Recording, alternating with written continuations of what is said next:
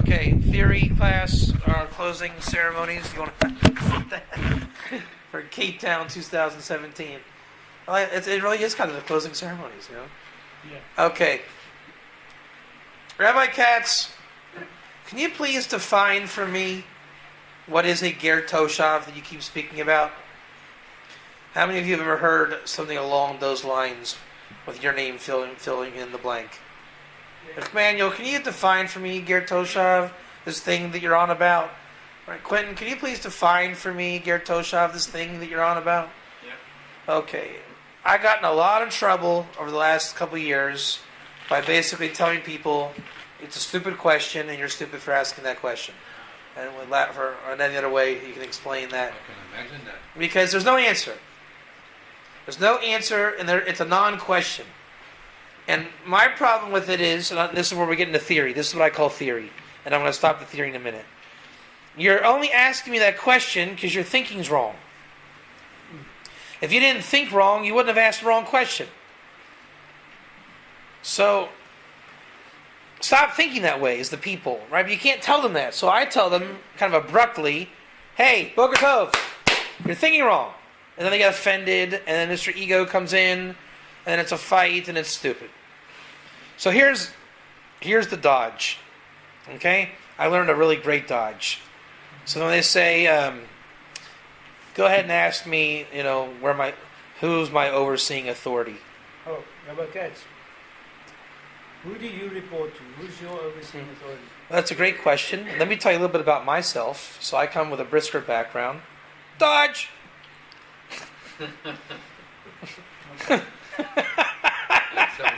I got really good. I don't do it ever. I'm all talk, no action. I have yet to have the guts to do that move, but I perfected it if I need to do it. In fact, you saw the move today at lunch. We had a guy we met at lunch off the street from Joburg, and he says he's going to the shiur from one of the rabbis that we had a little bit of friction with. And I said, do give him my best regards. Rabbi Katz gives his best regards. He's probably right now going there telling him. So I do use spiritual warfare a little bit, but you only have to do it when you have to. So the answer is, that's theory. That's what I call theory, Emmanuel. Yeah? This is all theory. And we've done a lot of theory this trip. I kind of hate theory, but it's like everything comes down to theory. You know what I'm saying? It's all theory. And like Jacques saying, ger toshav is just high and spiritual. It's what it is. So let's bring it down to tachlis now that we're ready. So you and your friends are going to ask about ger toshav, right? Everyone? Affirmative? Yeah. All your annoying friends. We know who they are. Bob Wells and all these people. So get out of ger toshav completely. This is still theory. Get you out of ger toshav. Get them out of ger toshav. Do not let them go ger toshav. It's a trap, like Chaim says, and he's right. And it's a lose-lose. So the answer is, go into the goyim. What does that mean? What's our three questions? Mm-hmm. 3 questions. Okay. Can a Jew have a relationship with a non-Jew? Goy. Total goy. That's what I'm thinking, right? Total goy. Total goy. Okay. Go ahead. Which goy? Total goy. Which total goy are you talking about? And? Aren't all goyim evil? Because they're all total goyim. So remember, the person that you're talking to, even the Noahide, thinks he's a total goy. He doesn't know He doesn't know. So you're over here saying, I'm not that, but the whole world, right? So imagine if I said, I gotta fly out to the supermarket right now. What if I was really Superman, I really have a cape, and I'm gonna fly? And you're all like, well, you better hurry up. I'm like, why? I can fly. You wouldn't get it.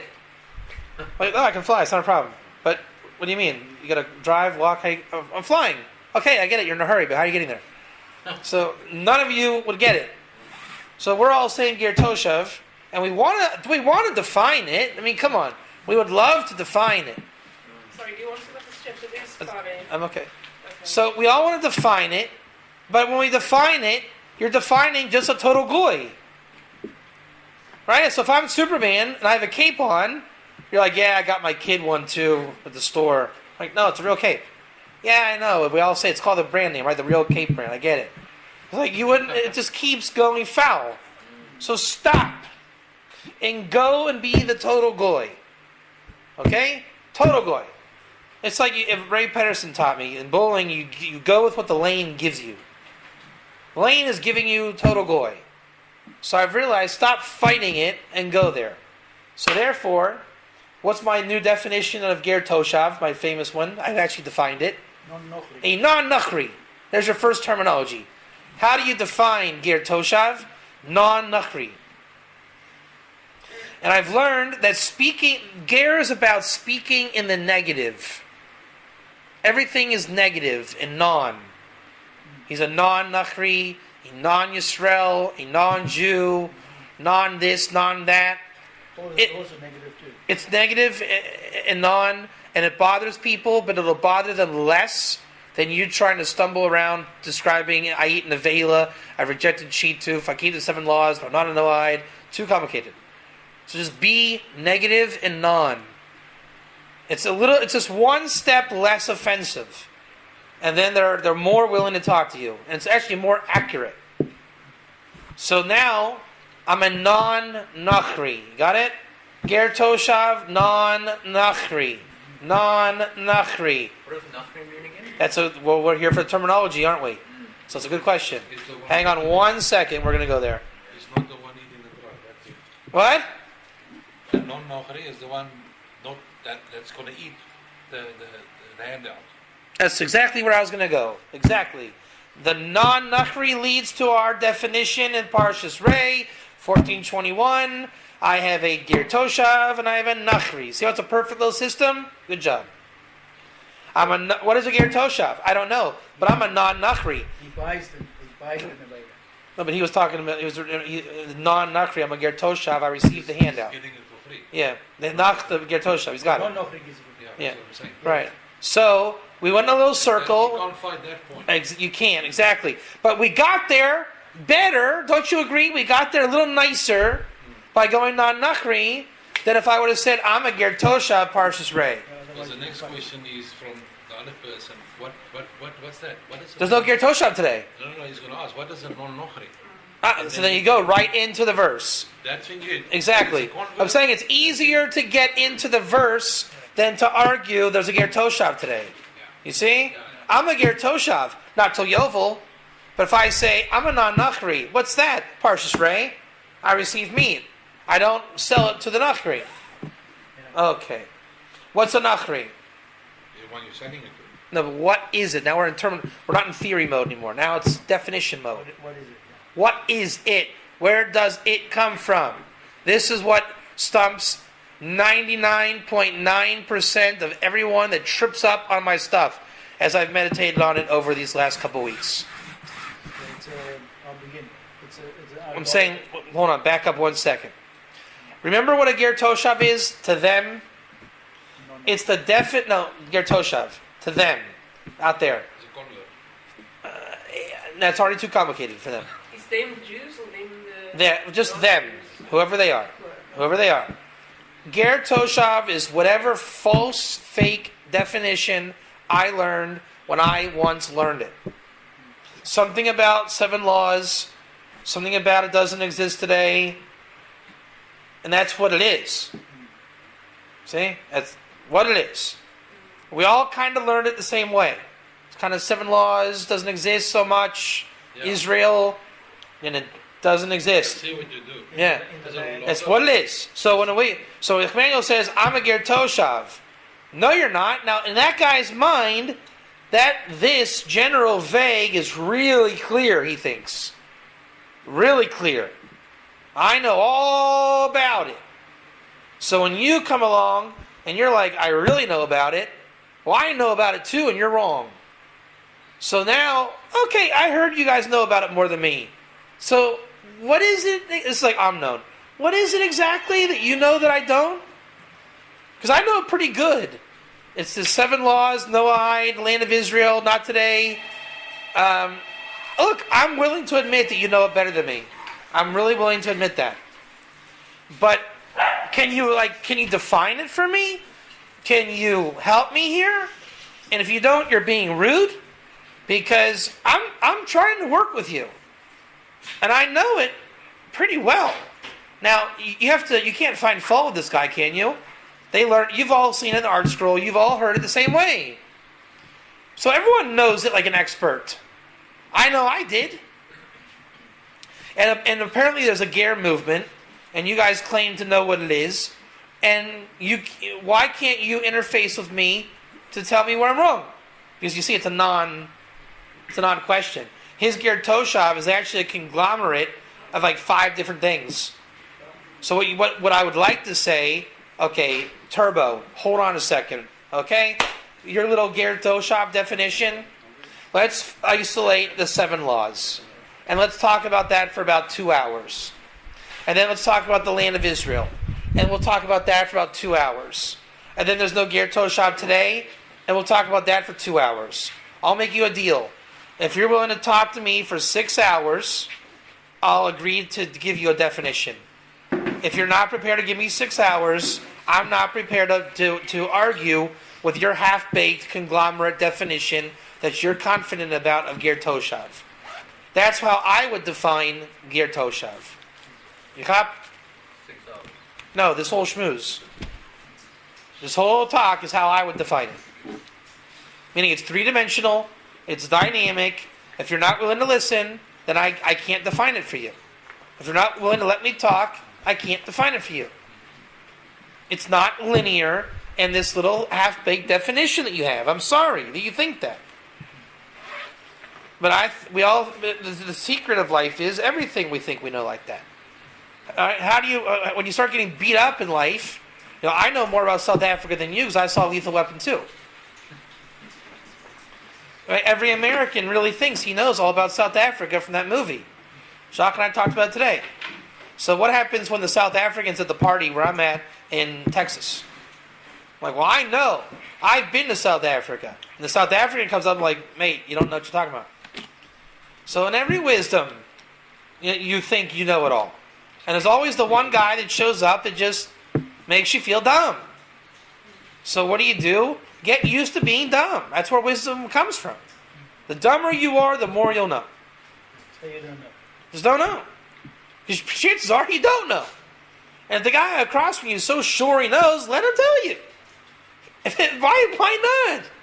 Look, I know everything about this notebook. Okay, great. Tell me. I'd like to hear it. I can't say that I go around telling everyone about the notebook. Fill me in. And then if he's wrong, he'll give you every spark he owns, and you can destroy him anyways. There's really no point in arguing with anybody. If he knows, he just gave you every spark he had. If he doesn't know, he just gave you every spark he had. My problem is you're not letting me say I know anything. No, I talk because you don't know anything. But, okay, I get it. You're wrong on like 20 points. Can I clarify the 20 points now? No, you're just wrong. Oh, okay. So, that's the definition of Ger Toshav. Now, non-Nachri, Parshas Rei, the meat, you need to know Parshas Rei. You need to know all the different consequences and the differences between Ger Toshav as you know it. We're going to get to the question in 1 second. One of the big fundamental rifts in Judaism, so to speak, is there's 2 ways to view the Ger Toshav. This is fact. This is actually halach, I'm telling you. If I don't know a Ger Toshav, can I go right to my Nachri friend and sell him the meat? Yeah. Yes, you can. Oh, you can. Yeah, because I don't have to know Ger Toshav. So the halacha actually allows me to choose ignorance. Can I just ask a question? Are you saying he's there and you go past him, or he's not there and you go past him? I say he still loves Jesus, and I have the right to say so. I'm misunderstanding you. Are you ignoring him and selling it to the North? He doesn't exist. He worships Jesus still. Oh, I see. I said so. Okay, I hear what you're saying. I said so. And I don't want to know any different. It's my interest. I think all of you still worship Jesus. I have that right of my opinion. Prove it to me that you don't. I don't have to be here to prove it, to hear your proof. I don't know. You don't understand. You know what I'm saying? the Jew is allowed to choose ignorance. Yeah, I hear what you say. You can't make him not. He won't believe you. No, so just, he has the right to choose to be ignorant. So he says, I'm going to sell it to the Nachri. The other Jew says, either I know Ger Toshav or I'm open to Ger Toshav. Cool, great, somebody got it. They're both allowed to exist. They have to be able to exist, because one guy might just not know any Ger Toshav. Now, I think that I have a right to educate the Jew about Ger Toshav. If you love the Torah mitzvah, why not? And where I get upset is you don't have the right to tell me that I can't. You don't have the right to tell me that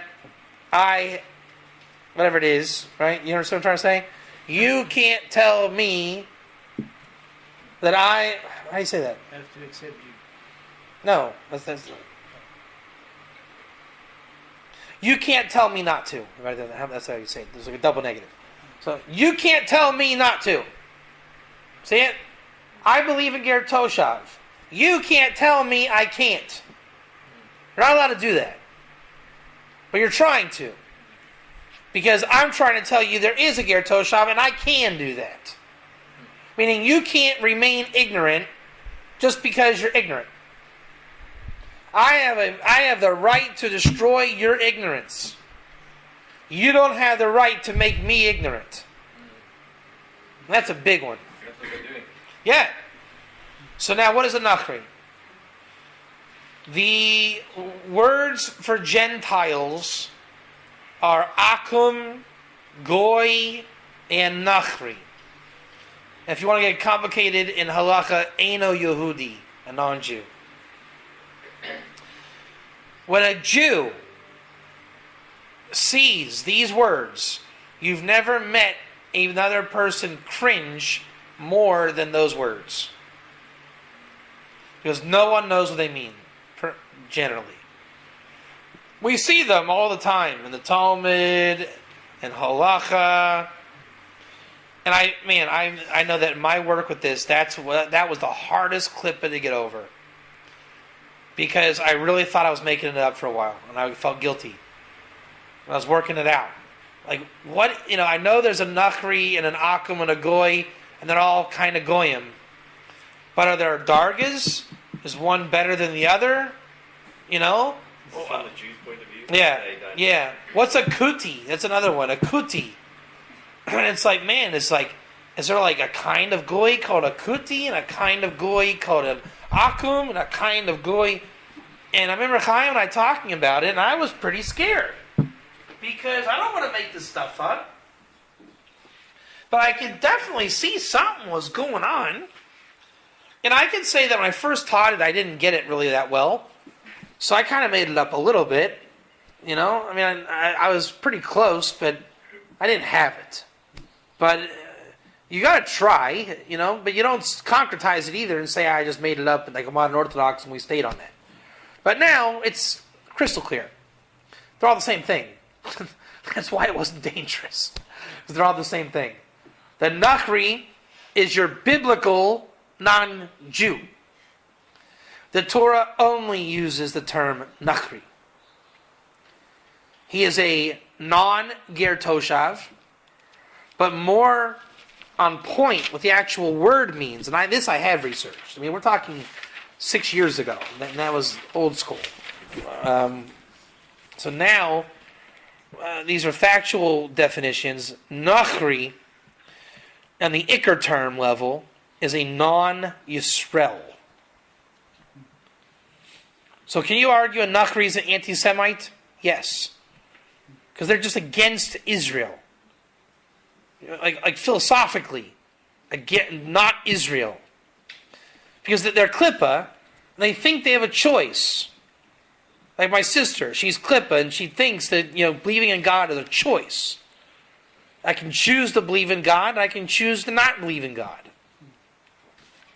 That's what Klippa does, is it concretizes... She thinks it's a choice. Yeah. So if it's not a choice, what is it? If it's not a choice... One second, hold on. Maybe I'm misunderstanding you here. No, if it's not a choice, the opposite is it's not a choice. It's not a what is it, it's just not a choice. For a Jew? Do I have a choice if I have to get a job or not? Yeah, you've got a choice. No, I don't. No, I don't. At a clip, there's no choice. It's called live or die. I can choose to die, but really there's no choice if I have a job or not. But in Klippa, I don't want to put you on the spot here, but look at John. Came out of a little bit of a balagan, right? He really thinks, I tell the story a little bit? He thinks he has a choice if he can go hang out with the old crowd or not. We watched it. He literally thought he had a choice. We had to tell him, bro, this is not a choice. And God willing, from now on or whatever, he's going to realize discipline means you don't have a choice. I see what you're saying. Right? If you offer me a sundae this tall, do I have a choice? No, I really don't feel like, getting, You don't feel like a desire is one thing, but it's not a choice. But Reuven, he doesn't, there's not a, for him, it's an obvious choice, but it's a choice. You know what I'm saying? The Jew who's battling eating kosher, he has a choice. Do I eat kosher today?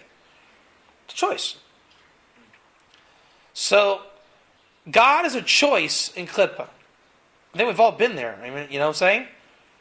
You can choose it. You can choose God yes, you can choose God no. In wrestling, the wrestling champion had no choice but to work out 24/7. For David Katz, it was a choice. Sometimes I chose to work out, sometimes I didn't. In the end, there was no choice. The wrestler has no choice. And all of the things that you guys do, there's no choice. If you think you have choice, then you're in Klippa. And everyone's got Klippa. You try to remove the Klippa so that you have no choice. I don't, in fact, why do I help Goyim? I don't have choice. Because to the Jew, it's Klippa, there's choice. I can choose to help Jock or I can choose not to. It's not a big deal. But when you remove Klippa, I don't have a choice. I know this is true, and it's just, is waking up in the morning a choice? No. There's no choice. You just do it because you have to. That's not a bad thing. I don't loathe waking up, and I don't loathe coming to Cape Town helping this group. But it's not a choice. I have to.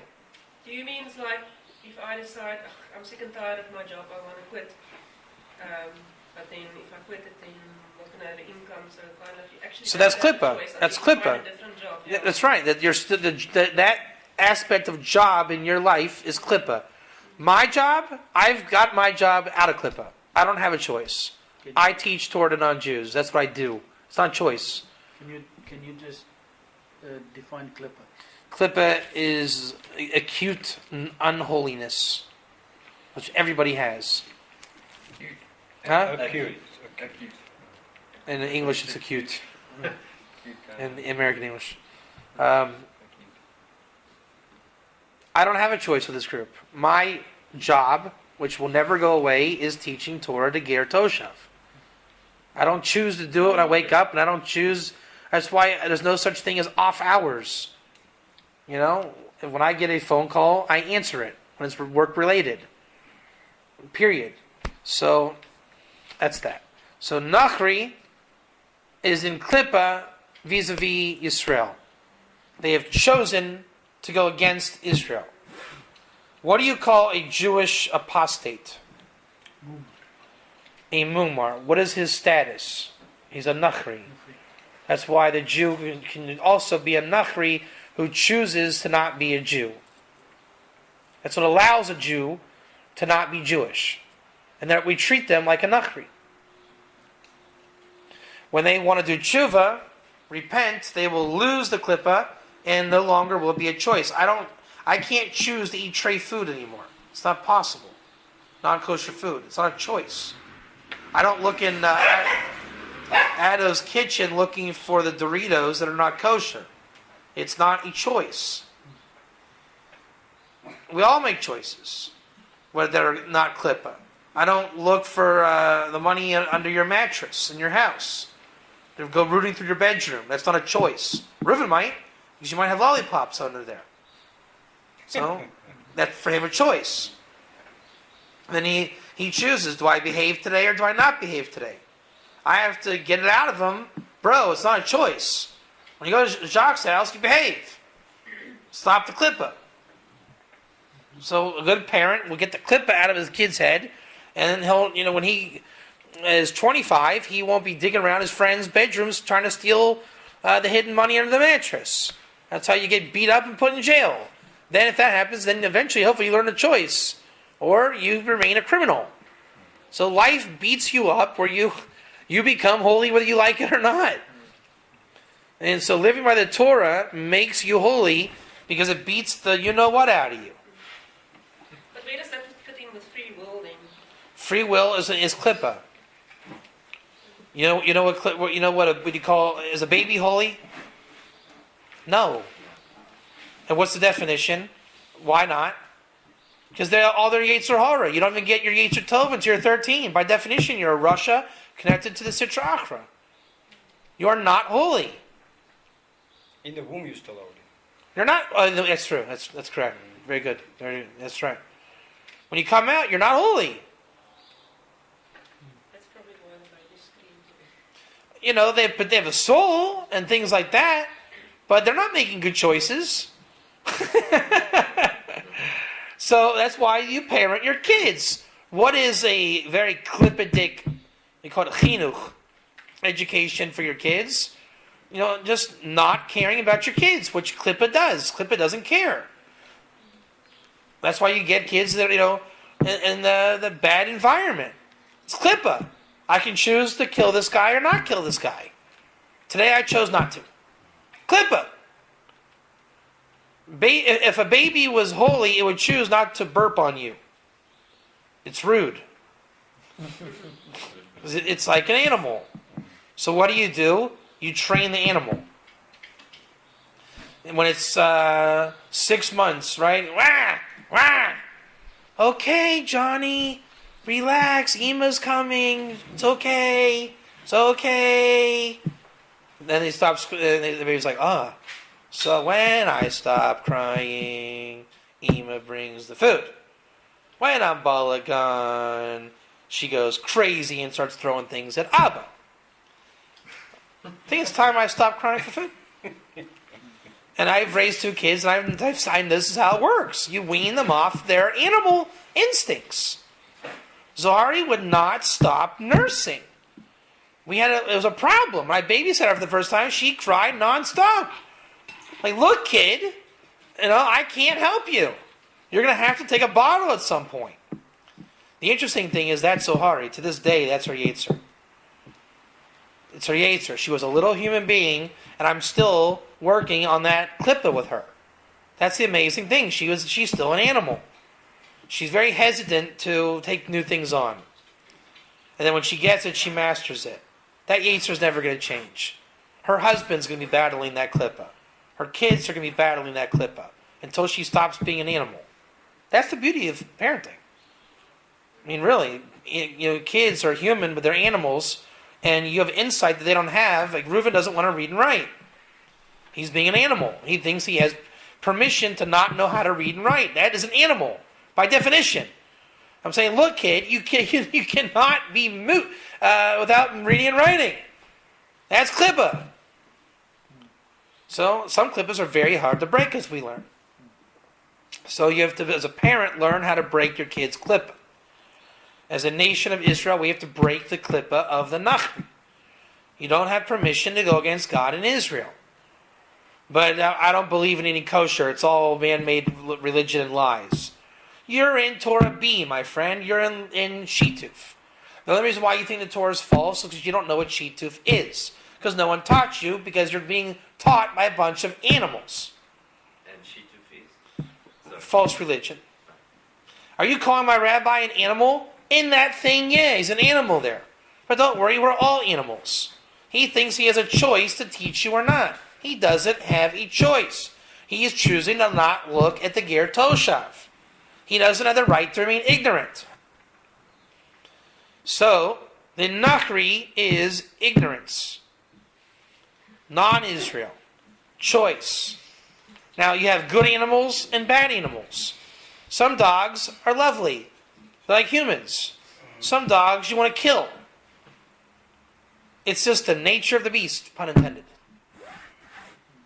Some people are naturally good, some are not naturally good. Some are naturally caliber, some are not naturally caliber. We call that mazel. Some have gifts, some have less gifts.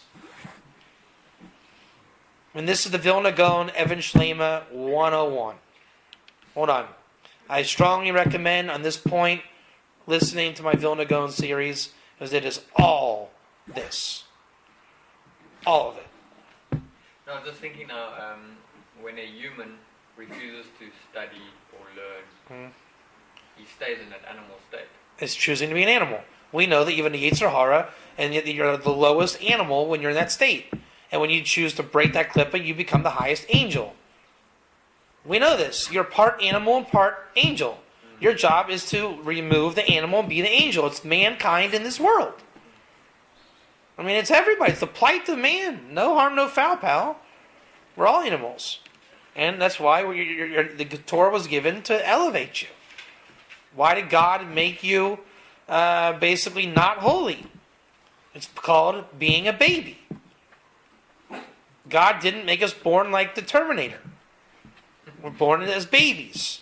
So there's a tradition of the Torah, how to raise a baby. And there is another tradition called Nachri, how to leave the baby alone, even worship the baby. We see people worshiping babies. Guess what? It doesn't work. And that's how it starts. There's no infrastructure how to deal with the baby. We've all seen people treat their babies wrong and a little bit like an idol. The Orthodox Jews, and I'm not condoning it because I think they can be a little bit barbaric, they treat the baby like chattel. So much so not like an animal, they actually treat it like an animal. Like, throw the baby over there. I'm not going to listen to him crying to tell me what to do. So they're trying so hard to break that klippa, they actually create a new klippa. But the point I'm trying to make is, when you ignore the child and you give everything to Johnny, you're just creating an animal. You're keeping it a baby state. Remember we talked about the other levels of maturity and immaturity, right? Ger is about becoming mature. The Jews are born mature, and then they have a taiva or yetzer to become immature. I mean, I know that me, at 18, I felt like I was more mature at 18 than now. I don't know if you feel the same way or not, but that's how a Jew feels for sure. And I can see my brother, bless his heart, was a much more stable man in terms of spiritual state when he was 25 than he is now at 50. It's just, Jews regress. I mean, they get comfortable and then they settle into exile, and the first thing that goes is all their Judaism. So they're given a maturity and they throw it away. The non-Jew is running to become mature. It's just different styles of living. I mean, there's... look, in Cape Town, you have the Portuguese and you have the Afrikaners. It's different lifestyles. And Addo and I were talking about this the other night. Different ways. And he's talking about the Pakistanis that have different culture. Geras is a culture of God, and Jew is a different culture of God. And they're both united by stop being a Nachri. My job is to remain in my state and don't let myself revert to Nachri. Your job is to run away from being Nachri. So we're all born in the klippa, It's just a matter of your mazel and how you're brought into this world. So, again, the klippa, I was removed from klippa more than you when I was born. Why? Because God gave me circumcision, and that was step one, removing my klippa. Most literally. What if the non-Jew does? It's not kosher. Not the same. Even if it's done through a rabbi or like a Even, like a ger, it does a... It's still going to be lacking a lot of stuff. It's like, again, can I imitate a South African accent and do it as good as you? No. So I'm getting a Hebrew name also when I'm born. It's just a different deal. But is there any significance in it? 100%. You're coming out of klippa. But there's doing it absolutely right, and then there's trying to do it right. Talk about clipper now. Coming out of Clipper, doing mitzvahs. Yeah. The whole point of the ger is to grow into the service. If you're getting a bris milah by someone that knows how to do it that well, then that's a Jew. They've already been trained to do it. You can't do it if you're not trained to do it. You understand? How do you do something you're not trained to do? The Jews have been doing circumcision for thousands of years. They can do it with their eyes closed. God forbid. But the ger does things more natural than the Jew can do. He can run from klippa. We can't. You know what I'm saying? It's not a contest. So for my 2 boys that have been circumcised Yeah. on the 8th day Yeah. by a rabbi. They didn't get a Hebrew name. The name's part of the bris. Oh, so he must give you It's a whole ceremony. It doesn't mean it's without value. Yeah. It just, culture is culture. You gave a ger bris that I'll never have. Which one's better, ger or Jewish? Well, if the point is just to remove klippa, mine. If the point is to get closer to God, yours. I mean, you can't compare it. You see what I'm saying? You can't compare the merit. You see what I'm saying? But that's merit for both. Absolutely. One removes klippa, one prepares one to run the klippa. Do what? One removes the klippa Yeah. completely. Yeah. One prepares one to run from klippa. Okay. My bris I'm not running from klippa from 8 days old. Mine is preparing me to run. That's right. That's right. Your son is running from klippa. It's just, backwards, huh? backwards, reverse. Different strokes, different folks. I mean, it's Once you said that the difference between a Jew and a non-Jew is the Jew fights his yetzer, yeah.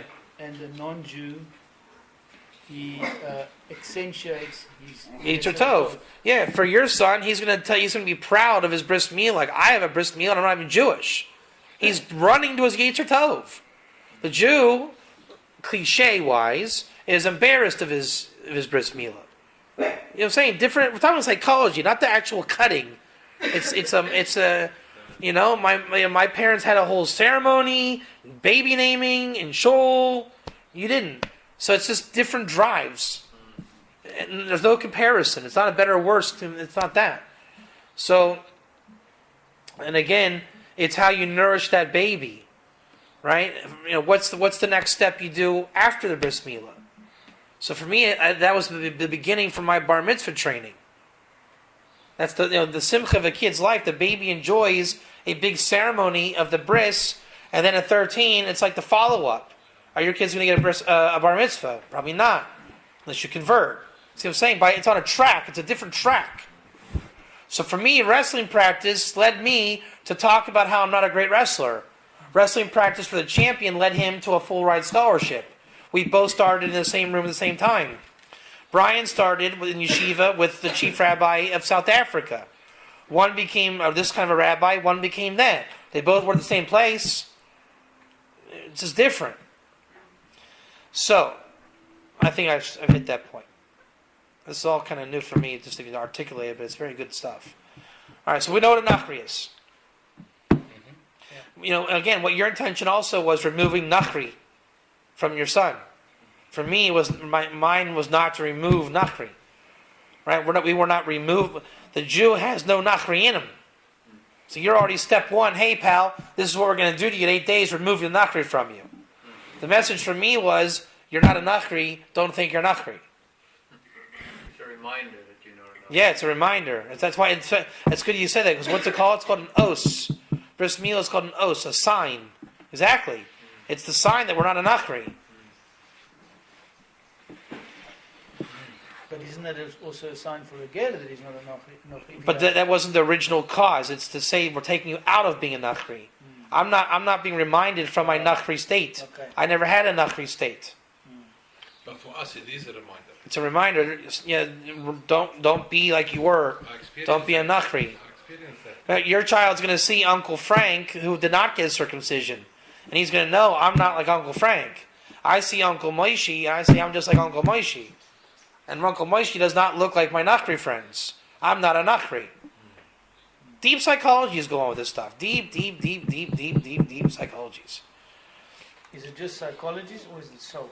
But same thing. It's the psychology of the soul. Buried in the soul. Torah of Shem. That is the definition of the Torah of Shem. You are creating the psychology of the soul when you do these things. That's why kavana is everything. My parents didn't have kavana to remind me that I'm not an achri. They had kavana to tell me, don't be an achri. Stay a Jew.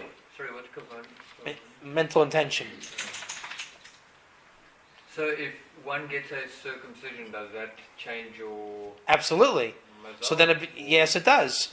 So that's what I'm saying. You change your kids. So the reason that you did it makes the mazal of the kid.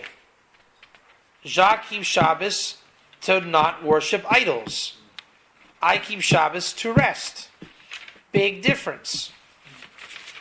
Total difference. Am I better? No. In fact, the whole point is to be different so we can come together. My Shabbos is missing and so is yours. And why am I so big on the Ger Shabbat? Because my Shabbos as a Jew were horrible. Until I learned from the Ger. That's why I'm so into it. If I wasn't teaching Ger the Shabbos at the shul, what would I be doing? Nothing. I gotta do something. I mean, the Jews are used to doing nothing in shul. That's what they're happy doing nothing. They think we go to a shul and do nothing, and we keep Shabbos to do nothing. They really think that. Because there's so many things you can't do. They try to convince themselves Shabbos is the great day of doing nothing. It totally misses the point.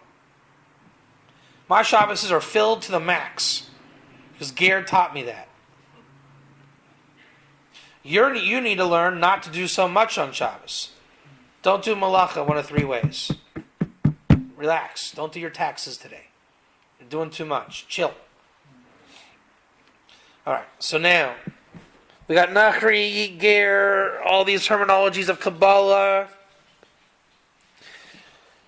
What if I am a Nachri? Am I wicked? And Which- Nochri- What kind of Nachri am I? What's a Nachri? Which kind of knowledge? It's a- Yeah, well, before that. I mean, yeah, but what is a Nachri? Feed in that question. What's a Okay, no? it's a non-Israel. But what is that? Idolater. I don't know what idolater is. What I'm trying to say is there's shades of gray. The Akum is the idolater. Akum is the technical term for idolater, but you could also argue so is a Nachri. The Akum is the Talmudic term, Nachri is the biblical term, Goy is the slang term / Talmudic term. So we established then that the Nachri is the Goy of the Torah, Goy Akum is the Talmudic version of it. So when the Jew is confused, they just don't know the system. The system is Nachri Chumash, Akum Goy, Talmud, Eino Yehudi is kind of like Nilva.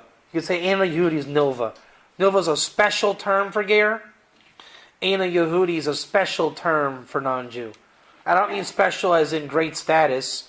It's like a higher caliber of language. Right? A guy and a gentleman. So, it's just another term, right? It's not that the gentleman's higher. You're just higher for calling him that. I can say, hey, dudes, what's up? Gentlemen, how are you? You didn't change. I did. So, Eino Yehudi is really the nicest way to say it. Lubavitcher Rebbe called them Eino Yehudi.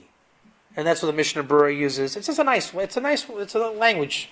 Nice language. Goy, Akum, idolater, Nachri, Eino Yehudi. It's not, Anal Yehudi. yeah, not Jewish. This is a nicer way of saying. But then what's the idolater? Akum. Akum. So, now, You say Nochri is not Jewish. Nachri is not Israel. Anti-Israel, Not Israel. not anti. Not Israel. Thank you. Now, So what is he doing? What is he doing there? Who? Sitting there by the wall. who? The Nochri. So that's my question. You should start listening to every question this guy asks, because he asks every time he's got it, without fail. That's the question. What is the Nachri? So, it's non-Israel, but that can be taken a billion different ways. Is he an idolater? Why is he away? It's just like there's a whole. Anyone that's not a Jew. I didn't say that. That's not a knocking. Huh? That's not a knocking. Maybe, but that doesn't do anything. That's too many false words. You made up those words. No one said those words. You see what I'm saying? Stick to the text. You can ask the question, but don't define it by your words. Because they're going to hold you to those words. Can you repeat exactly the words that you just said? No. So you're going to say it different every time. That's called the New Testament. Right? It's vulgar. But that happens all the time. It's all the time. That's why Facebook is the worst. What did you say just now? And that's the definition of vulgar. You want to know? You want to know how that works in the world? When you go to a restaurant, a top restaurant for a hamburger, does that chef know how to do it the same way every time? No. Yes, he does. He has craftsmanship. Absolutely. Guess what? The kid at McDonald's? Not quite. You don't know what you're getting. Not in this country. Yeah, you don't know what you're getting each time you go. You pray for the best. Please don't give me the part of the onion with the root still attached to it. Just don't give me that part. Or the pit of the tomato. You're not getting the pit of the tomato at a fancy restaurant. Ever. Ever. There's no such concept. The chef will never, ever, ever, ever, ever give you that. It's unthinkable. Unthinkable. Unless the boss fired him. Yeah, he broke the 3-second rule. Right, so the kid at McDonald's, why is he klippa? Because he doesn't know. He has a choice. He sees me coming. Who's that? One from the right. Who's that? This is Lee's. No, that's no. One from the right. Who is it? Ah, okay. IMCW. The kid at Taco Bell or McDonald's, he sees the bin of tomatoes, right? And he's making the sandwich. I have a choice. I can give this guy the pit with a tomato, or I can choose not to. And they'll give you the pit. You can see it coming. He's going for it. I can't believe this. He's actually, no way. He did it. I can't believe this. You know? So now I have a choice. Now I have a choice. He made me an animal. Do I tell him or do I not tell him? Do I pick it off and have my sandwich without the tomato? Or what do I... So because I don't know the answer, I'm an animal and it's my klippa. So now I'm going to say, not the pit, pal. So he's going to say, this guy is rude. Because why? Is that he got my klippa. Now, what I should do is I should have been perfect, theoretically, and have known all of life. And I should have had the wisdom of the McDonald's manager, because we can all have wisdom. And I'm saying, I know for a fact, there's no reason to have done that. Do not put that on my sandwich. He's going to get the message with absolute, I will have done a tikkun on that guy. He did tshuva and found God. When I was in grade school, I made my 5s wrong. And Mrs. Shank, horrible woman. Do not make your 5 like that. To this day, I make the 5 the way she showed me. She beat the animal out of me. And she was a nasty woman. She won that war. Why did she win? Because she knew. She's saying, I've been a teacher for 60 years. I know how to make the 5. This is how you make the 5. So I am not an animal on my 5s. But isn't that stopping creativity? Huh? Stopping creativity? No. She's giving me craftsmanship, which is the essence of creativity. Otherwise, the little kid's like, da, da, da, looks like Mr. Potato Head. And I never knew how to make a 5. You got to teach craftsmanship. There's a way to do things and a way not to do things. If she would have come from ego, I would have had a choice. And to this day, I would be perplexed. Do I make the 5 like this or like that? Decisiveness is a wonderful thing. Creativity is the guitar player can do anything, any style. Wrong. Pick your style. Why was I a bad wrestler? Because I wanted every style. I love it all. Because I'm called a great fan. But a great wrestler doesn't have every style. He has one style. He's decisive. He knows his progressions. You, buddy, do not use the pit of the tomato. So, if that's the answer, maybe the answer is you leave him alone. He's 15. He's beat up at home. We let that guy put the pit on, and you, Mr. Customer, got to deal with it. I don't know the halacha. I don't know the halacha. If I worked at McDonald's, I would know. I never worked at McDonald's. I don't know. So by definition, I have klippa, because why don't I have McDonald's wisdom? If I really cared, I would go out of my way to call McDonald's and say, listen, I'm just wondering, when you guys have the little idiot kid behind the station and he wants to give me the pit of the tomato, what is the best way that you the manager, can have the best life, that I don't ruin your day by yelling at the idiot kid? I mean, there's no end to wisdom. Tree of life is when you know all wisdom. You never get there. But you by definition, you can know all wisdom. I mean, if you go after it. So in life, you pick whichever wisdom you have. I forgot to write this down earlier. Vajaga. Hold on 1 second. That was Gary. I forgot to write this down. 1 second.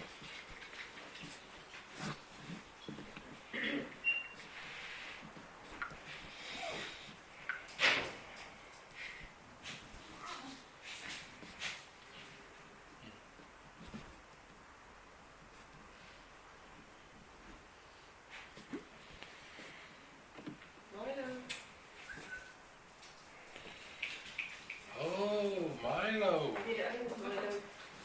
Milo. The mosque.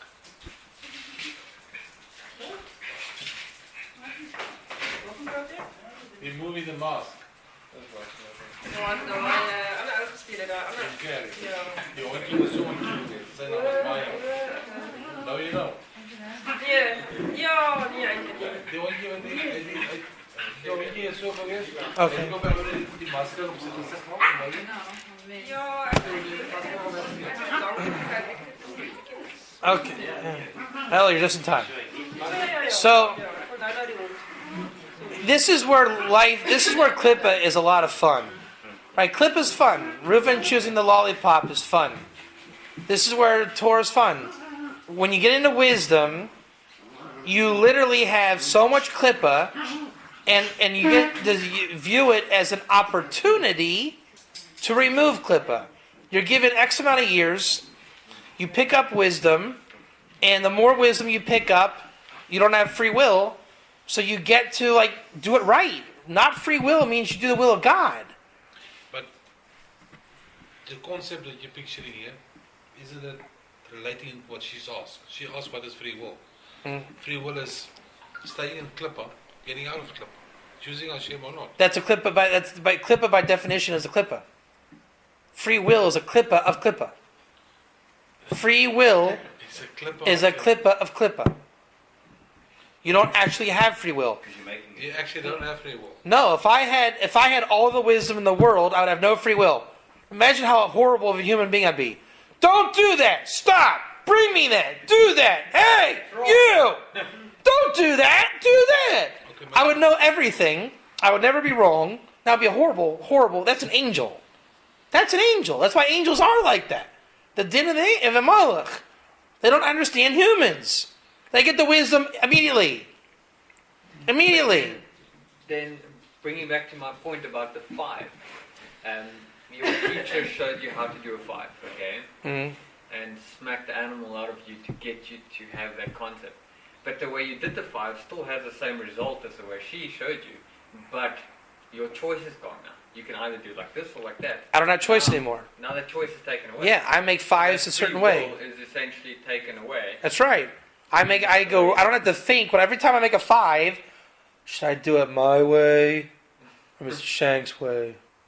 My way, Mr. Shank's way. So then the professional. She showed me the wisdom. wisdom. But why? What was the wisdom? It's dafka that she showed me wisdom. There's no wisdom in this,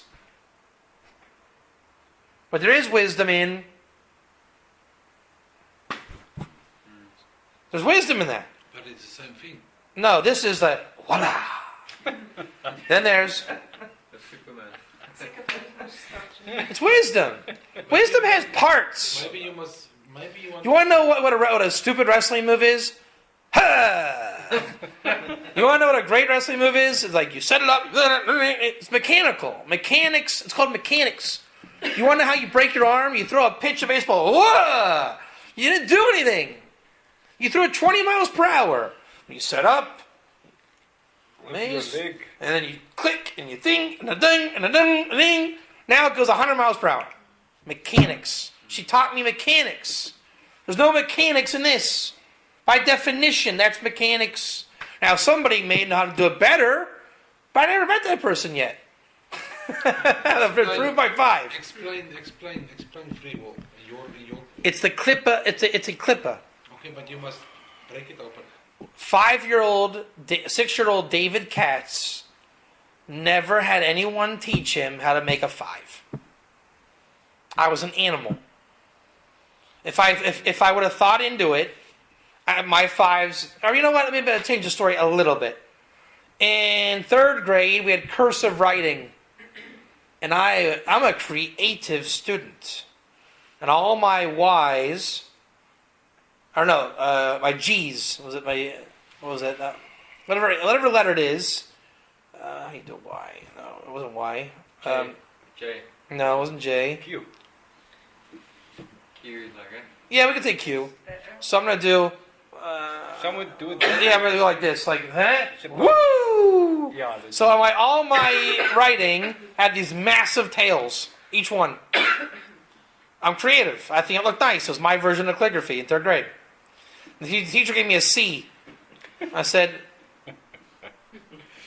I'm like the next Van Gogh. What are you doing? Give me a C. She said, we don't have tails to the woo. I said, why not? Because we don't. I had free will. Free will, total free will. You can choose, David Katz, to write like every other kid, or you can be special. And I'm special. And I chose to be special. And I got smacked. And I got smacked. Yeah, so then I had a new choice. David, do you want to get a C or an A? But that's For something limiting stupid. creativity again. Huh? That's limiting your creativity. Guess what? I'm not a calligrapher. I chose my fate. I am not a calligrapher. I would rather not fight that fight for my right to make bad calligraphy without craftsmanship. Okay? I chose to conform. I'm a conformist.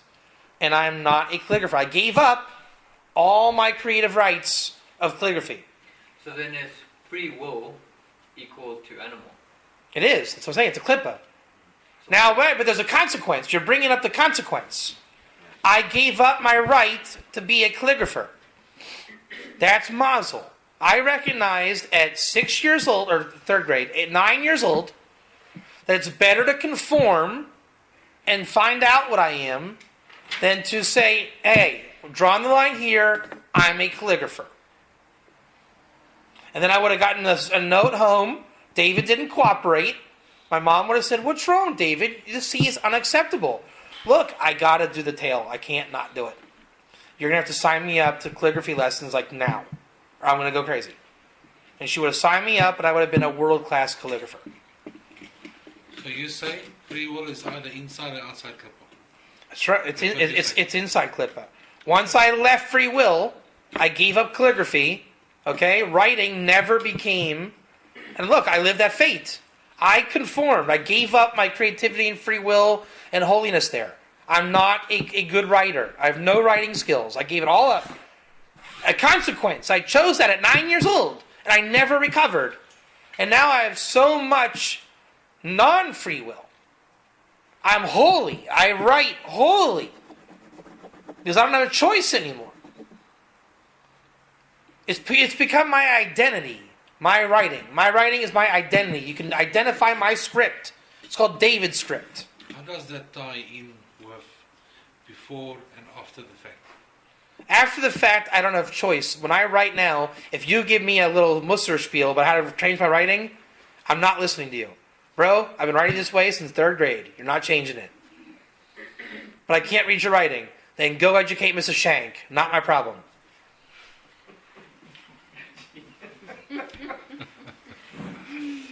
Not my problem. David Katz is not a true rabbi. He writes like an animal. Not my problem. Remember, that's my angelic side coming through. Buster Brown, it's your issue, not mine. It's your issue, your klippa. You're saying I can either correct Rabbi Katz or I cannot correct Rabbi Katz. Your klippa, your free will, your animal, your lack of holiness. I know how I write, and holy people love my writing. Even though it's unintelligible, no one gives me beef. So the more you become you and reject the creative little artist in you, then the better off you are. And the things that you pick, that's your creativity that lives. You have creativity that lives and creativity that dies. Little calligrapher David died in 3rd grade with a little tombstone with a tail on all the little things. Poor David, he died in 3rd grade. He would have been the best calligrapher ever. But no one was around to give me lessons. Why didn't you give me lessons? None of you care about me. I could have been the best. And that's a little pity party we all have, right? The more klippa that I stay in, I dwell on that. I could have been a great calligrapher. In 3rd grade, I wrote the best wild tales of all time. So then, would somebody that's going back to the McDonald's burger thing, that chooses not to take the tomato with the put on the end, would he have the, I don't know what you would call it, to work his way up to the point of being a... Who, this customer or the kid? No, the kid. To work his way up to becoming... If he learned... Let's assume... right, so... But remember, McDonald's, it might be acceptable to have the pit. I don't know. Whatever the real wisdom is, he may have gotten the real wisdom. I call that gear wisdom. He doesn't have to be destined for McDonald's wisdom, but a great gear will have no problem working at McDonald's, and then he'll have that McDonald's wisdom. Gerim collect wisdom. So it's like, yeah, when I was 15, I worked at McDonald's. So in his own life, he applies that wisdom. Right? You have wisdom. We all have gear wisdom. I know I have my gear wisdom. I learned how to run a comedy club. That was gear wisdom. I know what is acceptable and not acceptable. If I go to a comedy club that has white walls, it's not a good comedy club. You didn't do it right. It has to be black walls. Because it has to be a dark room where all your focus is on the stage. There's no such thing as white walls. It doesn't exist. You didn't do it right. I have no problem telling you that. You did it wrong. But I'm an artist, and it's amazing to have white walls in this. Then open an artist store, not a comedy club. You know, the painter comes through. I think you should have white walls. That's your choice. Your klippa. So, all right. All right. So now, what kind of nachri are you? Let's keep the analogy going. It's a good analogy. So now the kid, we're going to go with the kid, McDonald's kid with the tomato. He's a nachri. Because he has free will, right? He's a free will, evil animal nachri. Let's make him 17. He may be a total nachri for the rest of his life, or maybe he's just in the nachri stage. Let's assume that it's not the end of the world about the tomato, but he's gonna be working at the hamburger shop one day, the real one. Or at least he's on the level of. All right, so he should try to leave McDonald's and at least work at a real restaurant. Okay, that's our guy. So now, why is he working at McDonald's where we don't even know the answer about the tomato? Because that's like solid nachri. Solid nachri. Unless he is told by the manager that he needs to use the pits to save money. That's already ger wisdom, I'm saying solid nachri. He doesn't know any different.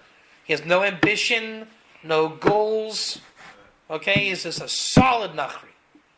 Versus, he's there for a reason, to get wisdom. You know what I'm saying? All right. So who's our nachri? Now, there's nachri chassid, and that's a righteous nachri. What makes one a righteous nachri, or a pious nachri? Well, he's awakened to the fact that he can do more than the 7. Could be. Could be. He eats a chicken So nugget. it could be that he's aware he can do more. So in his nachri state, when the boss tells him you can't do that, he says, I can't try. yes, I can. On the most minimal level, you can't kill a spirit. So when Klippa wisdom says you can't make money unless you steal, he says, yes, I can. You can see. But yes, I can make money. You have to think hard for them. Remember, when you're an animal in Klippa, you're either a good animal or bad animal. So a Nachri Chassid is a good animal. Now, you would call that in Kabbalah, when he leaves Klippa, he has good mazel. When he grows up out of Klippa, he's going to realize that he's got great mazel. But he's in Klippa, so he doesn't know it yet. Remember how scared we all were as kids? You know, am I a bad animal or a good animal? Am I? You don't know. When you're a kid, you don't know. You just don't know. Am I ugly? Am I strong? Am I nice? All your friends, the mean kids in school, you have no friends, Jacques. You're a lowlife. Man, am I? I don't know. I hope not. You're bad, Jacques. You don't try hard enough. You're never going to make it at McDonough Academy. Man, I hope not. So the Klippa says you are a bad animal. Because you're choosing all the wrong choices. You're not choosing to cheat before the test to get good grades. You're not choosing to bring an apple to the teacher. All Klippa stuff. So you're a bad animal. Sorry, is Clipper your evil inclination? It lends to that. It's all the same genre.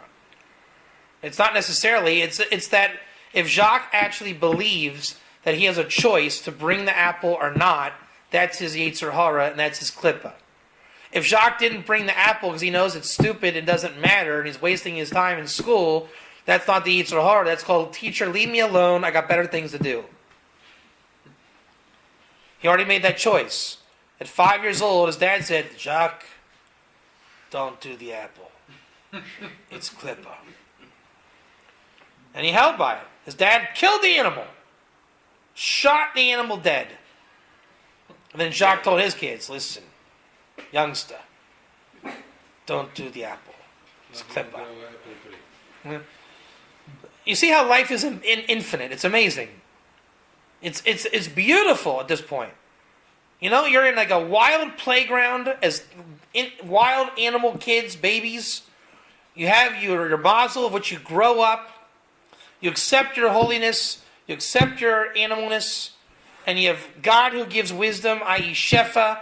And you get to remove whatever klippa you can or want to. It's up to you. Free will. Why is it free will? Because you're an animal. Why? Because you don't know wisdom, therefore it's a choice, therefore it's klippa. And God works with you. Evil inclination and free will are together. Yeah, because when you're lecturing me about the tomato, that's your Yetzer Hara. Say that again, the minute you do So what? free will and evil inclination is together. The minute you take away that choice, evil inclination is out the window. Right, so you only want to reprimand me on the tomato because you're a Russia. You had to choose. If you knew of what was right or wrong, you wouldn't have to choose anything. You would just tell me. And when you would just tell me, I have to accept it because obviously you know more than me. I think I know more than you. And you're like, no, I know more. I'm like, look, pal, the manager told me to give you the pit tomato. I know more. So You have to outdo me. that evil inclination, or If you don't know more than me, my manager told me to give you the nasty tomato. Go ask him what his problem is. So now you're saying, do I beat up the kid or not beat up the kid? That's your evil inclination. If you were really smart, you'd say, can I see the manager? Is there a problem, sir? Yeah. This idiot kid's giving me the tomato, and I think you're the reason. Why would you accuse me of that? Oh, I've been watching you for a couple days. You're telling all the guys that look like me to give the pig a tomato? You have a problem? No, sir. Sorry about that. Thank you. So then your clipper, or I don't know if it will lean onto evil inclination, then it would also change according to what the situation is. Yeah, so if you have a battle between the manager and you, and you're blaming me.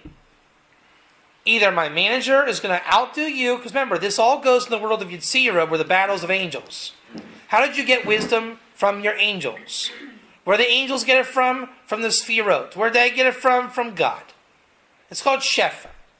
It's between me and you. I know that I told that kid to give you that tomato. Let's see if you can outdo me. That's what the angels are doing. Because they know. They want to see if we know. So I'm saying, I don't like you because you come in 5 minutes before closing, and I'm going to give you a little lesson not to do that ever again. Let's see if you can outdo me. How about that you know my boss, and if you want to keep doing that, I'm going to call Bob and have your license revoked. Want to go there? No, I'll break. You win. You win. You win. So that's the battle, right? So if you're not going to know Bob, then you're going to have a battle. Do I beat up this guy or give in? Yetzer hara. So then in the same breath, one can say, you can pull that right into Imana and say that because everything is from Hashem. That's it. So if you really don't know, and you say, like, look, dude, I don't know what you're on about. Don't give me the pit on the tomato, okay? I don't know what time it is. I don't know what your business is. I don't like you or not like you. Can I have a decent sandwich? I worked all day. I'm tired. Can I have a sandwich? Oh, man, it's cool. All right. So you win. You won. Can I have a dry roll? Yeah. You see what I'm saying? It's you beat your Yetzer hara. You got wisdom without wisdom. Call that Mesiras Nefesh. You went right to God. And now what you did was you destroyed my Yetzer. I really wanted to get you. But how do I fight that? How do I fight that? Unless I really do want to fight it. In that case, maybe you're a manipulator and you're using this emunah to get me. I mean, it's endless. What it is there's a reality and a truth, and the truth will prevail. Either you know more, or you know more, I know more. Either if you want emunah, I have emunah. Right? I can out-emunah you. That's life, is it not? You want your good sandwich? Hey man, I want to go home. My wife's giving birth tomorrow. Beat that. Well, my wife just gave birth. I don't know. I mean, it's truth. The truth will win. Eventually, someone gives up. That giving up is free will klippa. When you don't have klippa and free will, you're not gonna give up. It's called truth. So if you choose to give up for the sake of knowing that the person's not going to actually... It's called you're working on your Yetzer. So it's the other way around again. Yeah. And that's linked to Eminem. That's it. You might have the answer might be that God just says no and you don't know enough. Then you win. So now you let me be the teacher.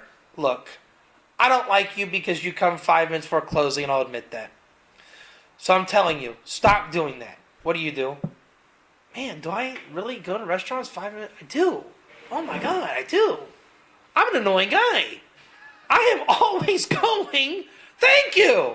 Thank you for beating me up. I appreciate that. And I'm not being facetious. You see what I'm saying? If I'm prepared to kill you, there's a reason. You got to realize, why am I so determined to kill this guy? You're causing a problem. You're a moron, man. Come on, bro, please. Let me have a sandwich without the tomato, please. My friend, you're a moron. Down the street's Denny's. They're open 24 hours. Go there. Where's that at? Can you point me in the right direction? No, moron man, I can't. GPS, get it on in your phone.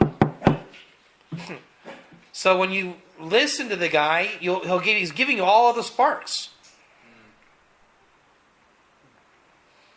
It's an amazing thing. I mean, life is brutal, that's what I'm saying, but it becomes the ultimate playground. Ultimate.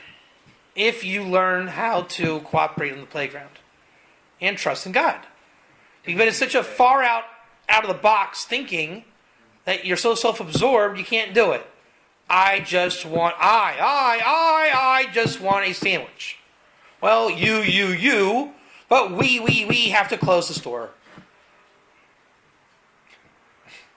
Everything is there. Right. So then why is there din? Are you saying, God, I can't eat? No, moron man. I'm saying not here. Go somewhere else. Choices. Always.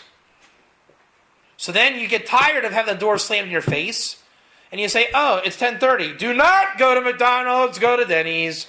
Why? Because they'll slam the door in your face. How do you know? I know. I've been there. Don't mess with Bob. He's going to slam the door. No, I'm going to try Bob. Okay, go ahead, try Bob. So your free will has been taken away. Yeah. You've already been down that road. It's a shame not doing that intentionally to narrow. That's the point. I'm Metatron. You're not.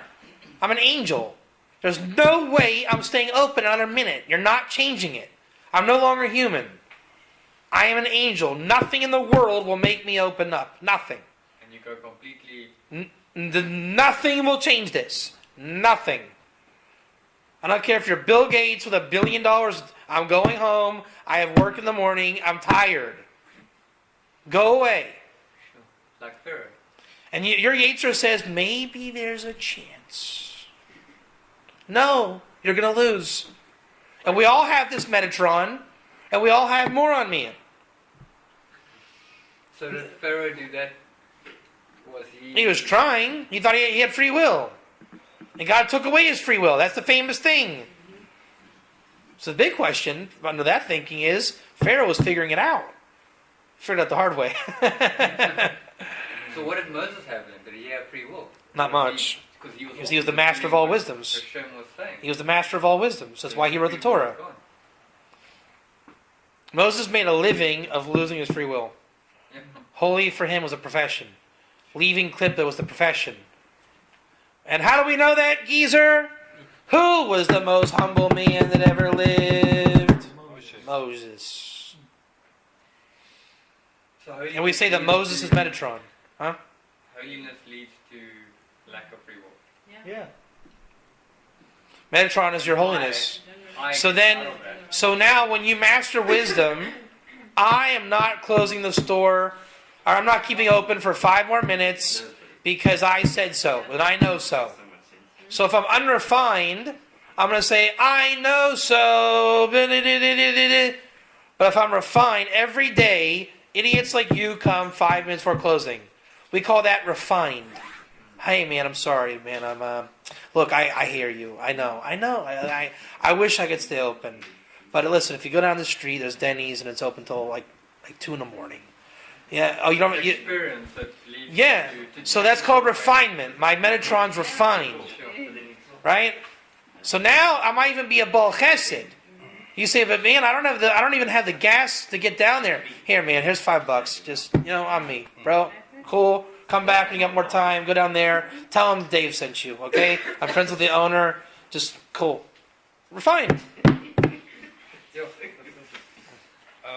So the question is, how much power and energy do you have to refine yourself? Everyone's a Ger Toshav expert. So let's take Addo. Addo is an unrefined Ger Toshav expert.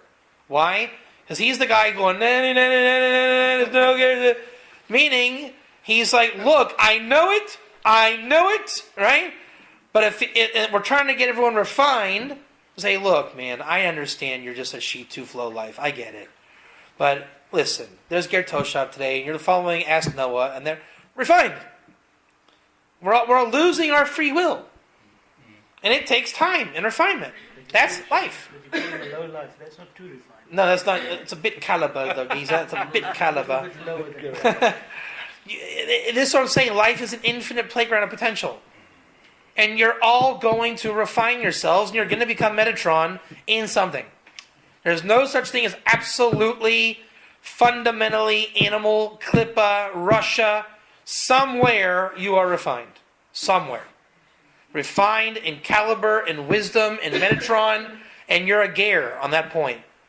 Everybody, remember, what do we call that guy in Best Buy? I forget what I called him in my native talk. Whatever he's called. I forget the name I called that guy. Dirk. My famous Dirk. Was Dirk a gear? We said in Best Buy he's a goy. Right? Because why? He had free will to either help me or not help me. That's a goy. That's an animal. That's Klippa. I forget the guy's name already. John the Gare, who gave me my MP3 player. Metatron, no free will. Dude, you have to have this MP3 player. So I gladly gave $500 and bought it. He gave me no choice. He killed my Yetzer. In a refined way. He says, let me take you in the back and give you a real religious experience, Rabbi. And it was really true. So Dirk the Goy, as I remember from Nativ, is a gear at Dungeons and Dragons that he plays at 2 a.m. with his friends. And he is super gear. But he doesn't know it. Because he left a proper gear world to learn what it's called. Because a rabbi can go to Best Buy, but probably not at Dungeons and Dragons at 2 a.m. So he has a very, very small gear card. One's caliber, one's not that caliber. You got to be a certain level of caliber. McDonald's hamburger artist versus the chef hamburger artist. There are levels of caliber. Still a hamburger maker. And he's still a gear. So I can't say he's a total Russia animal and at Best Buy. I have to know, okay, you're a goy here, but you have merit somewhere else. So it's part of life's journey, isn't it? Like, You have to have Emunah and say, okay, we got more on me and Dirk the Goy. How do we get Dirk the Goy to realize he's a gear from Dungeons and Dragons, cool me and self with wisdom at 2 a.m? Why is he ignoring me? He wants to be 2 a.m. to become Dirk the Gear.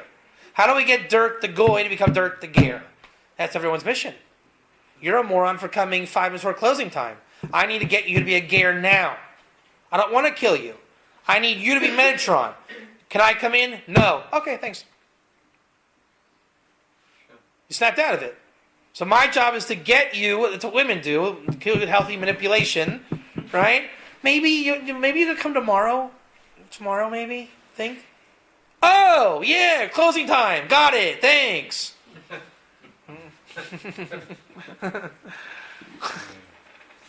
Yeah, but I just want to. I know this is going to be a bit off the topic, but I heard yesterday that Moshe was circumcised in heaven. Yeah, born circumcised. And Adam born circumcised. Yeah. Okay, so why? So remember we say the mazel. Some people are born good animals. Understand? Okay. Some people are just good people. But You know, so when you come to my store, even though my boss said no, I'm not refined, and I don't even know the answer. But I just, hey man, I don't think so. Why am I so nice to you? I don't know. I'm a nice guy. I'm a wonderfully nice guy. 5 minutes before closing, I'm chipper and happy. I can't wait to tell the guy no happily. I'm a nice guy. I'm an awesome nice do you guy. help or do you Huh? send him away nicely? I'm just a nice guy. I'll help with whatever you need. I'm a nice guy. I'm an amazingly nice guy. Is that animal level 0? I'm an animal, but I'm a very nice animal. I chose to be a nice guy. I choose to be nice. Free will, Klippa, animalistic choice. I love to be nice. I choose it all the time. And then the Vilna Gaon says some people choose to be nice. Predisposition to be nice. And then the Vilna Gaon will say, why do they do such horrible crimes? I love to be nice, but I will steal your car.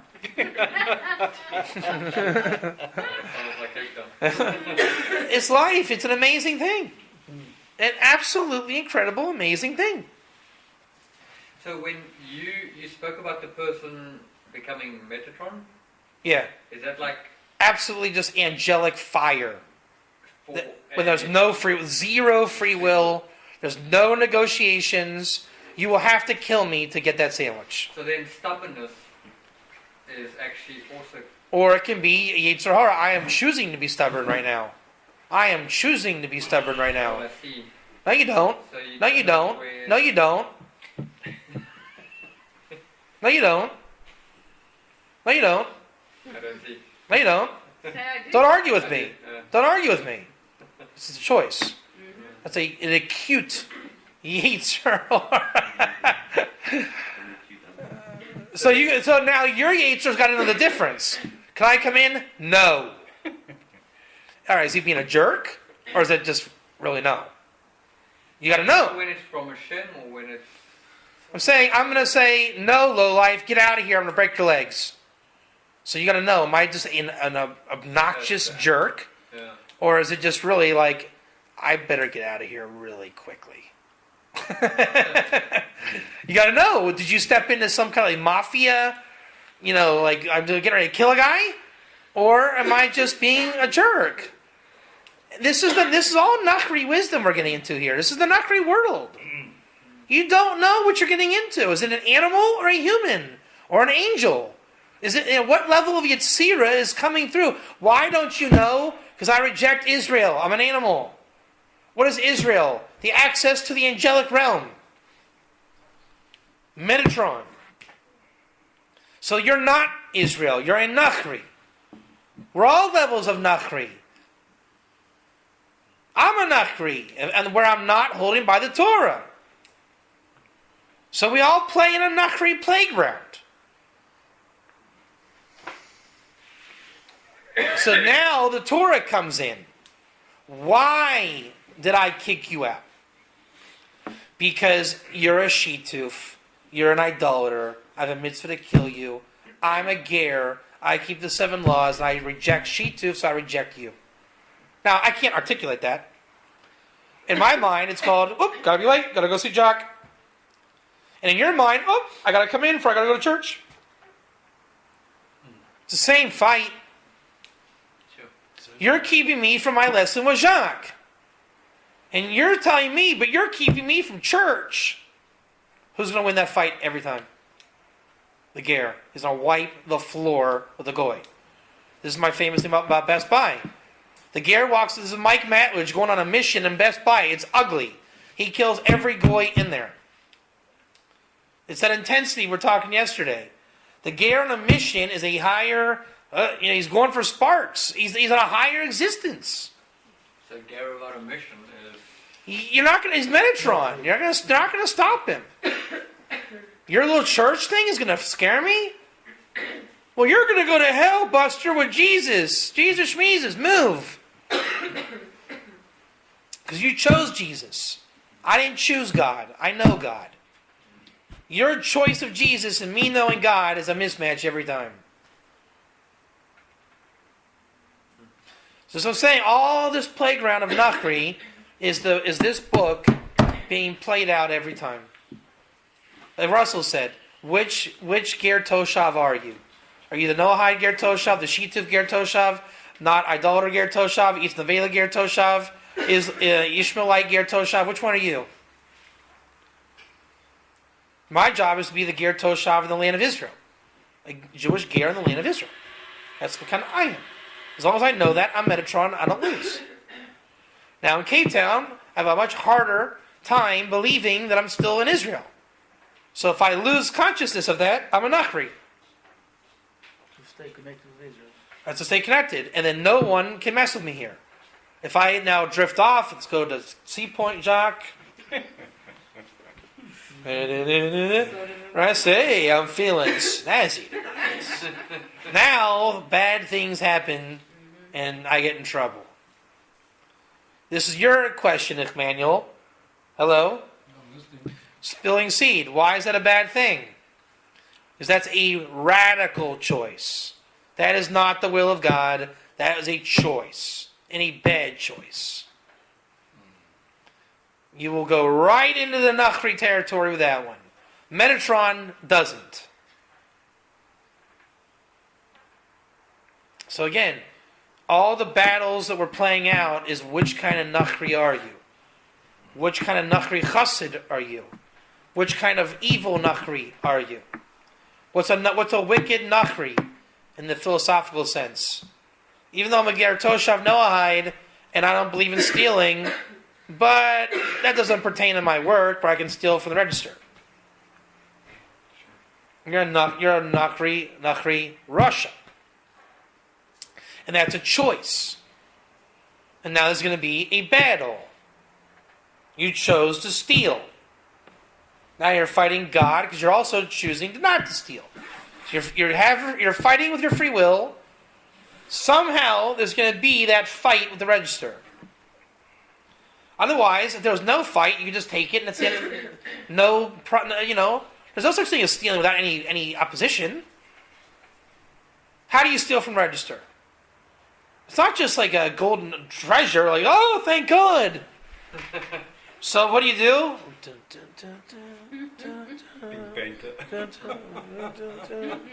Trevor, could you go in the cooler and bring me some things in about 5 minutes? How do I do this? Oh no, the phone rings now. I can't talk now. No, Trevor's not here. No, I can't talk now. How does King David get the wink from God every single time? Because it's not an open treasure chest. Treasure's going to come, Rabbi Cass, did you mean that treasure or that cooler? No, Trevor, you're such an idiot. Why am I doing that? Yater. There's the fight. No one's going to let me steal for free. No one. I'm going to go in your bedroom and take the money under your mattress. I will have a problem when I go in there. Because why? Because Jacques has 2 mattresses. I'm like, oh no! This was supposed to be easy. Which one? He's going to come home soon. Which mattress is it? Choice, free will. Do I go for the top one first or the bottom one first? It's heavier on the bottom. Is Jacques lazy in hiding his money, or is he a diligent hider of money? How's the tennis off we're doing? Which side of the bed does he put it on? You know what I'm saying? You're going to have to keep choosing it. Yetzer Hara, it's choice, free will, klippa. When does Hashem take over your free will? And when do you choose not to have free will? When does the God overpower you is a nicer way of saying that. Yeah. When God feels like it. Okay, so your free will can also be... Yeah, so when I'm stealing Jacques' money, and I'm going to add a little extra wisdom here. So now if I learn Jacques' system of the mattress, that's avon.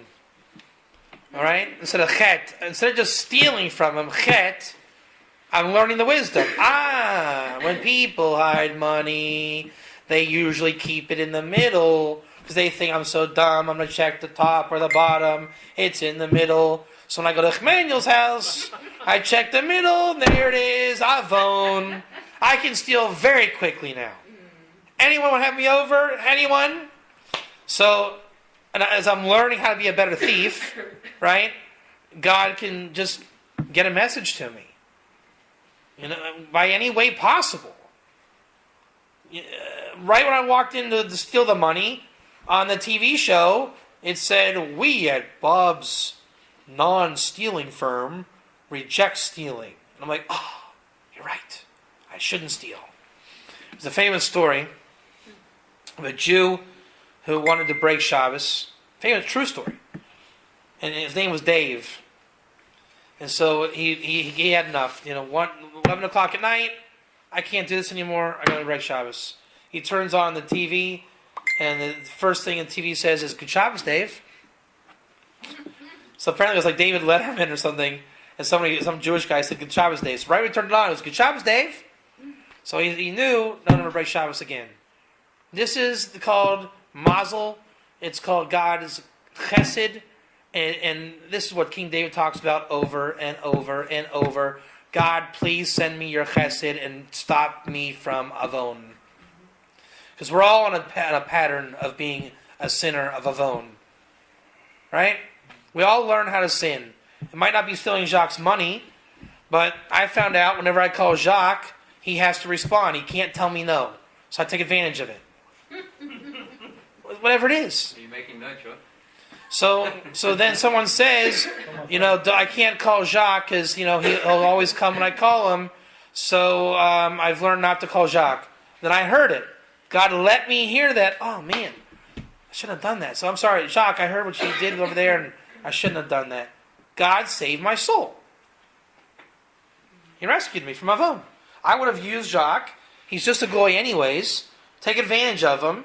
So now that God saves my soul, I start to view the humanity. I'm no longer an animal, no longer choosing. He's a person. I can't abuse another person. So he's not an animal, I'm not an animal. Now, since I made him not an animal, I bring out him from his Yetzer, and it's two men speaking.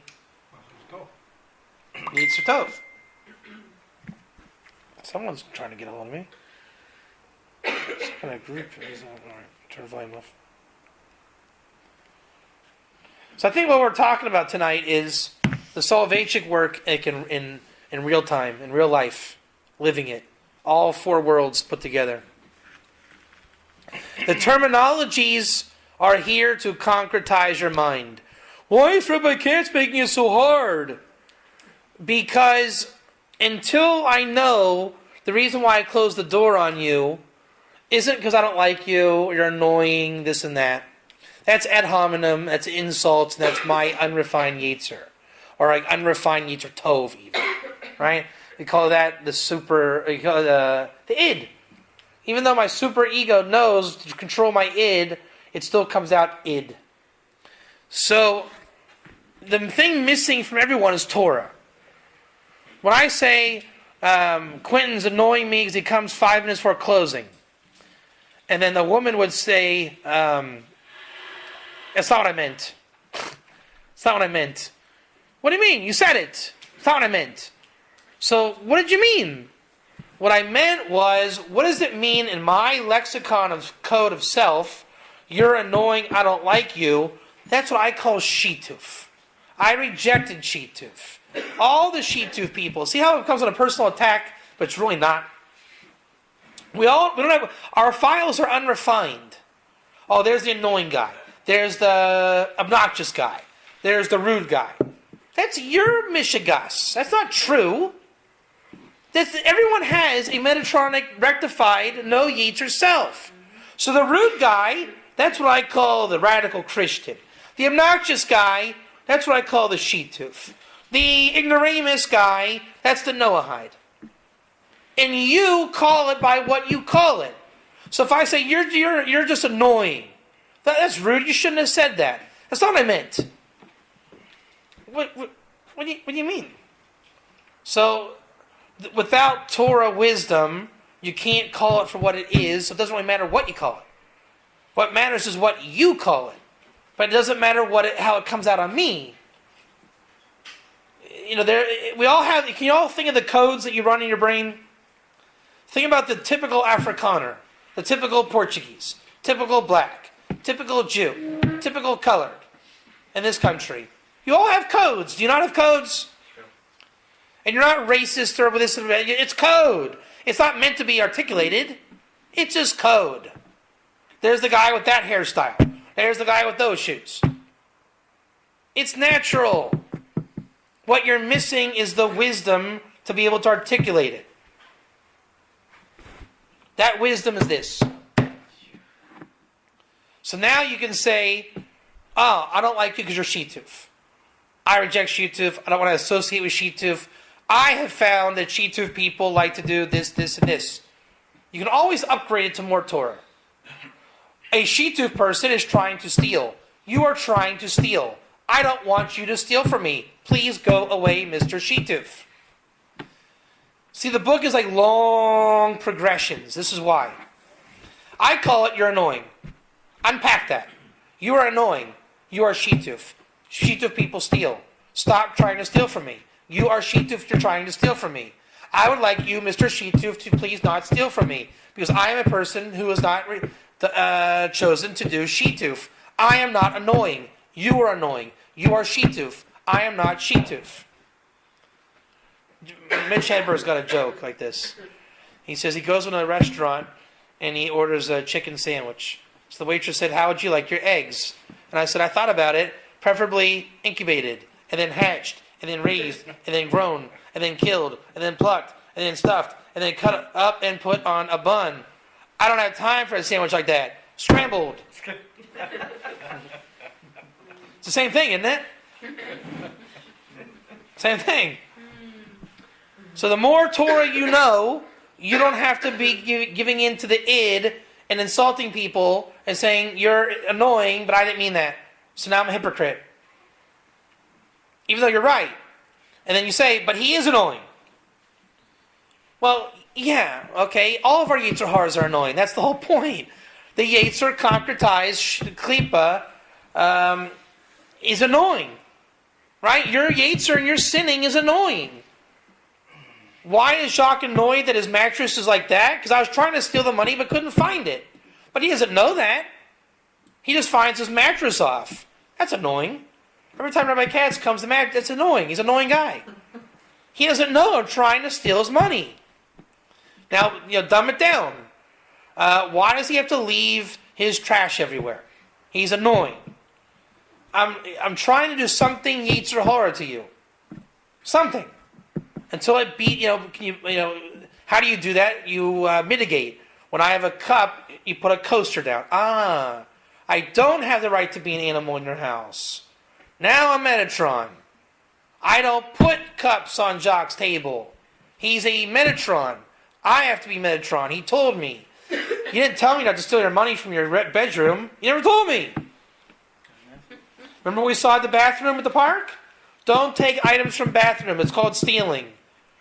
If you don't tell me it's called stealing, I don't know. You say, doesn't everyone know that? No. Where did it say that? In the bathroom in the parks. Don't steal from... People don't know. You say, well, that's obvious. Really? You never thought about stealing the alarm clock from the hotel room? I thought about it. You see it right there. It's like...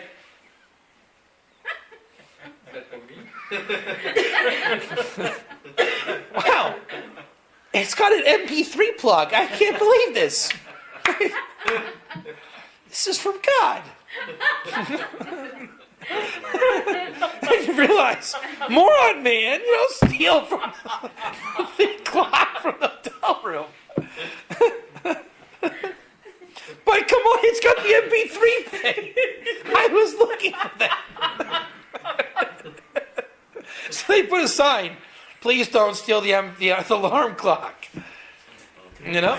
To remind you. Because your mind is a constant shituf. You are an animal.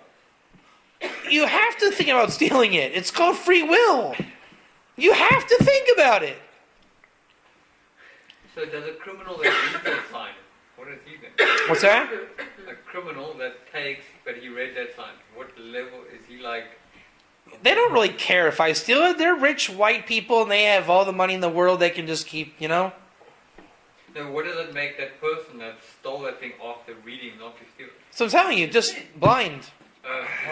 They make up hard-headed, they make up excuses. Jews have all the money anyways. They can afford to buy a new one.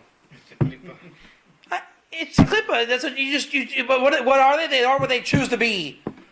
They choose their way out. Why did I steal Jacques' money from the mattress?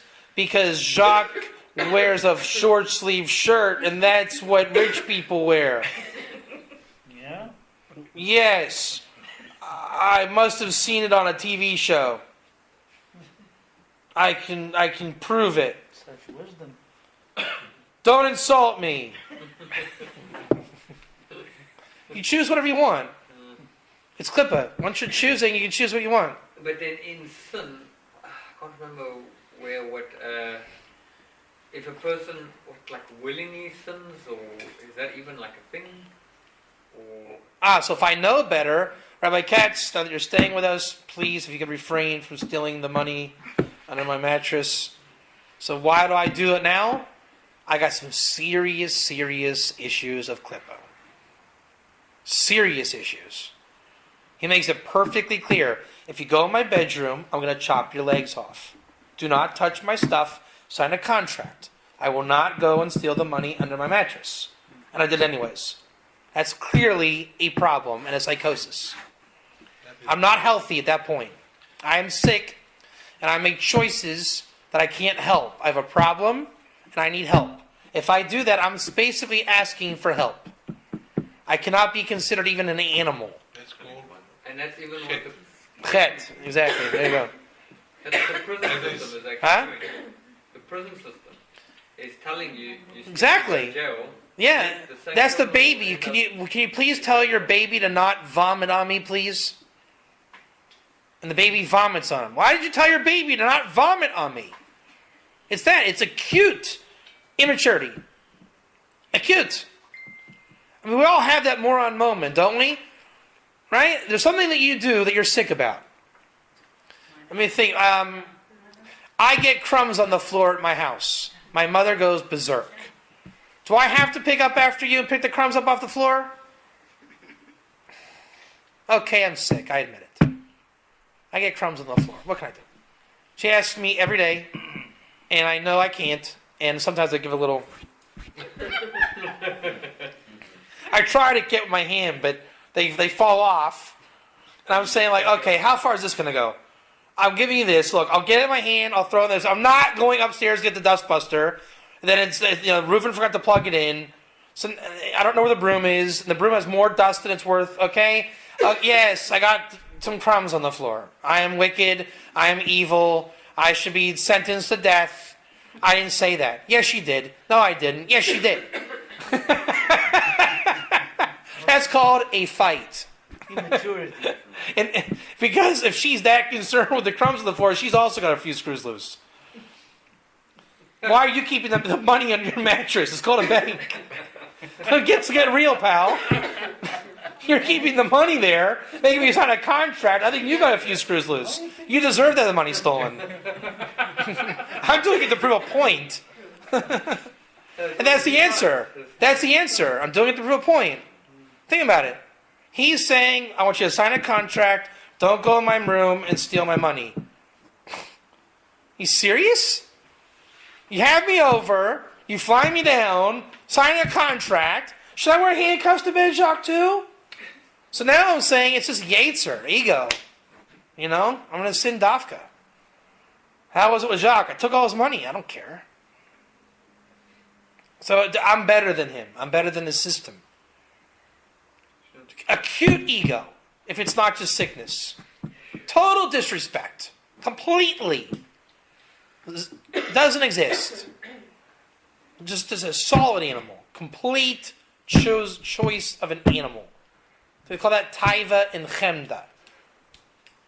Taking another man's wife. Just, on Halloween in America, they have the box of Reese's Pieces outside. Please take one. Yeah, okay. Then dump the whole thing in my pillowcase. All right? Just complete disregard for the system. We all do that too.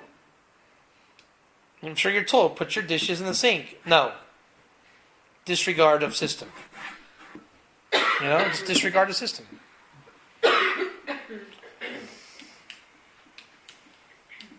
All right.